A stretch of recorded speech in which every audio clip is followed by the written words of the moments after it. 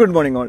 No LIC plan സീരീസിലെ 32ാമത്തെ video ആണ് ഇന്ന് ചെയ്യുന്നത്. 34 പ്ലാനുകൾ ടോട്ടൽ നിങ്ങൾക്ക് LICയിൽ നിന്ന് ഇപ്പോൾ എടുക്കാൻ സാധിക്കും. അതിൽ 32ാമത്തെ പ്ലാനായിട്ടുള്ള ന്യൂ പെൻഷൻ പ്ലസ് എന്ന യൂണിറ്റ് ലിങ്ക്ഡ് പെൻഷൻ പ്ലാനിനെ കുറിച്ചാണ് ഇന്ന് സംസാരിക്കുന്നത്.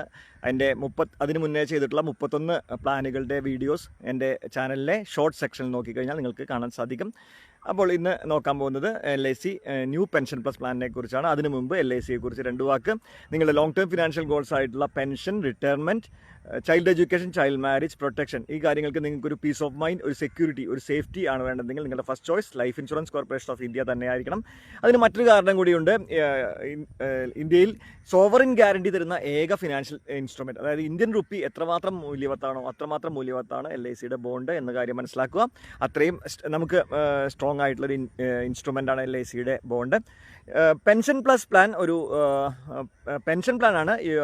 ഇക്വിറ്റി മാർക്കറ്റിലാണ് ഇൻവെസ്റ്റ്മെൻറ്റ് പോകുന്നത്. അതുകൊണ്ട് തന്നെ ഒരു റിസ്ക് ഉണ്ട്, പക്ഷേ ഇൻഫ്ലേഷനെ ബീറ്റ് ചെയ്യാനുള്ള സാധ്യതകളുണ്ട്. നമുക്ക് 10 കൊല്ലം മുതൽ 42 കൊല്ലം വരെ ടേം വെക്കാം. നമുക്ക് നമ്മുടെ പെൻഷൻ ഏജ് നമുക്ക് ചൂസ് ചെയ്യാം. 60 വയസ്സ് വേണോ 65 വയസ്സ് വേണോ അങ്ങനെ ചൂസ് ചെയ്യാം.